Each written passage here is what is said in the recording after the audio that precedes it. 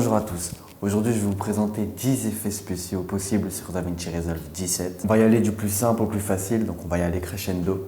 C'est parti tout de suite. D'abord nous allons commencer par l'effet le plus basique dans votre timeline, je sais pas, allez on va faire un petit cut ici, à 1 seconde, tac, et dans DaVinci, dans l'Effect Library, vous avez énormément d'effets là-dedans, quand vous regardez bien. Mais tout d'abord, on va aller dans Filter. Avec la version 17, ce qui est bien, c'est qu'on peut voir en fait l'effet que ça fait. Bon, allez, on va prendre le Gaussian Blur. Voilà, tac. On peut rajouter une petite vidéo transition. Je sais pas, n'importe quoi, on peut mettre ça. Voilà. Et puis, on va mettre un titre. Parce qu'on peut aussi insérer des titres qui sont déjà faits. Dans votre titre, vous pouvez insérer tout n'importe quoi. Hein. Bonjour. Voilà. Vous pouvez en tout cas, rien qu'avec les effets de base de DaVinci Resolve, bah, vous avez déjà énormément de choses. Mais on va aller bien sûr beaucoup plus loin dans cette vidéo. C'est parti. On va passer à la transparence de texte. En fait, je vais vous expliquer, ça va être très simple. Tout simplement, ce qu'on va faire, c'est qu'on va aller dans Fusion. Vous allez ajouter une background. Et à cette note background, vous allez ajouter texte, ce qui va créer du coup une merge. Ensuite, on va aller dans texte, on va écrire quelque chose, je sais pas, par exemple, on peut mettre, je sais pas, allez, ciel, parce que bah, y a un ciel là. Ce qu'on va faire avec le texte, c'est qu'on va l'agrandir pour que ça prenne à peu près tout l'écran. Ici, dans merge, on va changer l'opérateur, on va le mettre en XOR, comme ça va être en transparence. Ce qu'on va faire à media in 1, on va ajouter une merge. On va lier merge 1 et merge 2, voilà, ce qui va en fait créer cet effet de transparence. Et à la place de background 1, on va ajouter media in 2 et mettre media in 2 à la place de background 1 et les mettre dans merge. Et en fait, du coup, on va avoir deux vidéos en une. Ça rend cool, quoi.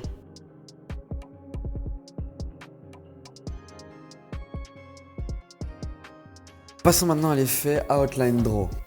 On va prendre en fait notre plan fixe là sur les arbres. Ce qu'on va faire, c'est qu'on va le copier, puis le coller sur la première vidéo. Et ben on va aller en fait dans Effect Library et on va aller chercher le filtre Edge Detect. Donc on va le mettre sur le premier. On va aller dans Effect, on va mettre dans Grayscale Edges.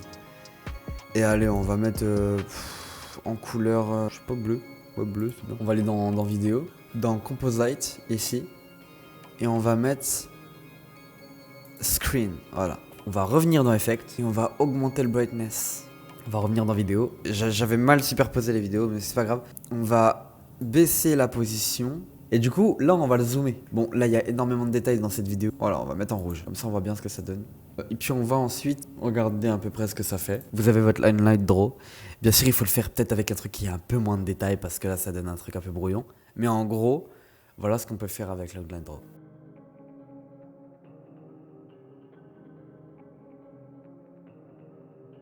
Nous allons tout de suite apprendre comment faire du Fusion Draw. Donc ce qu'on va faire, c'est qu'on va du coup aller dans Fusion. On va ajouter une node background. À cette node background, on va ajouter une node paint.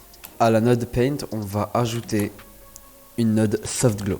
Ça va venir en fait affiner le dessin. À media in 1, on va lui créer une merge. Et on va lier soft glow à merge. Donc on voit du coup là que c'est tout noir. Donc ce qu'on va faire, c'est qu'on va venir dans le background et enlever l'alpha. Ensuite, on va cliquer sur Paint et c'est là qu'on va pouvoir commencer à dessiner. Ici, on peut gérer la taille de notre stylo, tout ça. Surtout dans Brush Control. Ce que je vais faire, c'est que je vais commencer à dessiner des choses et je vais vous montrer le rendu à la fin.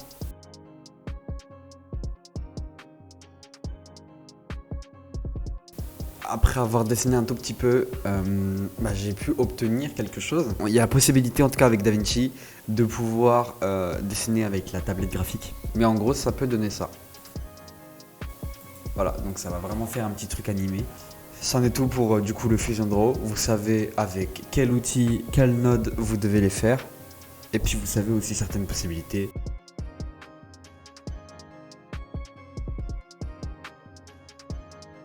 On va faire le Transition Effect. On va aller dans Color. On va ajouter une source Alpha Output qu'on va venir mettre juste ici. On va en fait créer un masque avec ce stylo. À partir de là, on va commencer à créer un masque.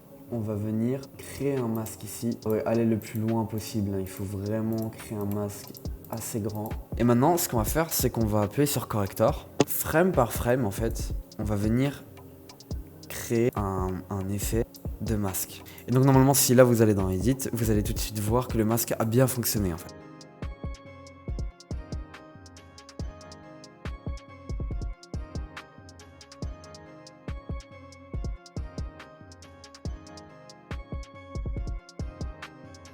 Maintenant, je vais vous faire le reveal text. En fait, tout simplement, il y a un texte qui va se révéler puis ensuite disparaître.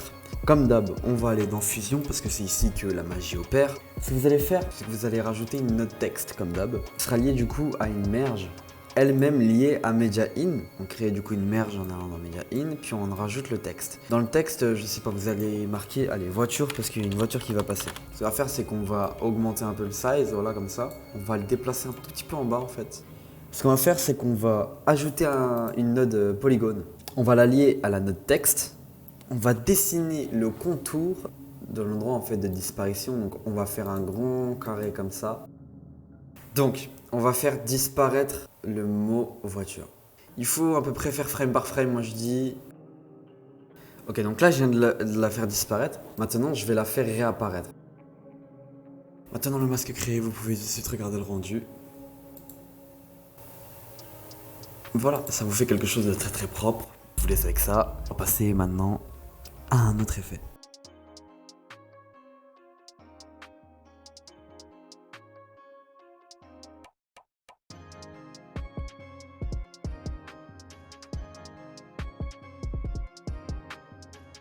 Passons tout de suite à la Neon Draw Transition. Vous allez dans Fusion, à Media In 1, vous allez ajouter une node qui s'appelle Polygone.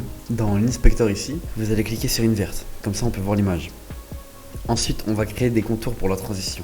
Forcément, si on crée les contours de la transition, il va falloir commencer à créer des contours au bon moment, au bon endroit. Ce qu'on va faire avec le petit stylo là, le contour des petits bouts de rocher. C'est un peu long, hein, forcément. Voilà. Et donc là, après, vous partez loin. Vraiment, frame par frame, vous allez...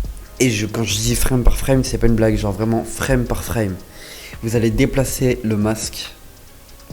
Donc tout ça là, vous allez le déplacer jusqu'à la fin en fait de votre vidéo.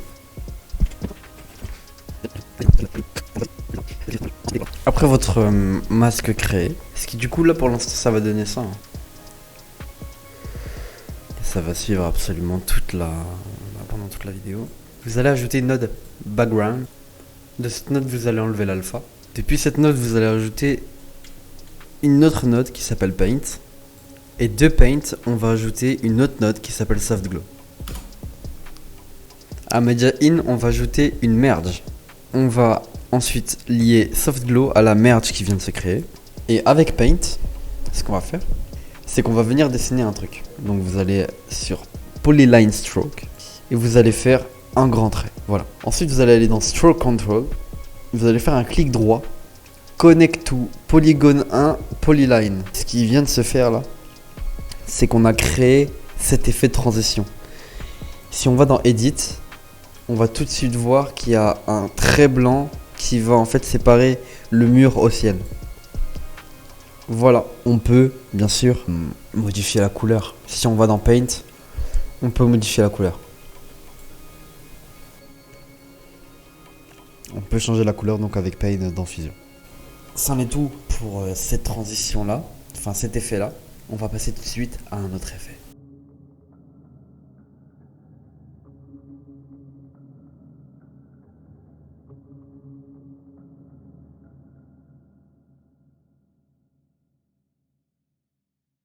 Nous allons tout de suite faire le Glass Effect. Tout d'abord, nous allons copier, puis ensuite coller la node Media In 1, qu'on va venir coller comme ça. Ensuite, à Media In 1, nous allons rajouter une node. Et avec la node rectangle, en fait, on va venir modifier pour que ça fasse un très grand truc tout fin. De Media In 1, on va ajouter une node Transform, où ici, nous allons augmenter en fait la taille. De la node Transform, nous allons ajouter une node qui s'appelle Shadow. Nous allons augmenter un peu le softness pour que ça fasse comme si c'était en relief. On va prendre la node rectangle, on va la détacher de tout. On va prendre une node Transform 2. Venez juste coller ça sur le jaune et ensuite normal comme ça. Ce qu'on va faire maintenant, c'est qu'on va procéder à à l'effet glace. Donc nous allons mettre le pivot ici.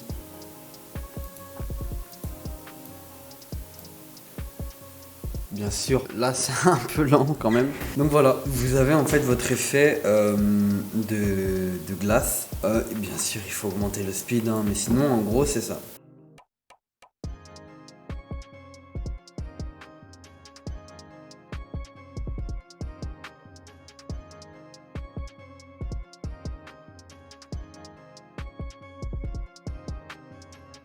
Passons tout de suite à l'animated tracking. En gros, nous allons avoir quelque chose qui va contourner en fait quelque chose.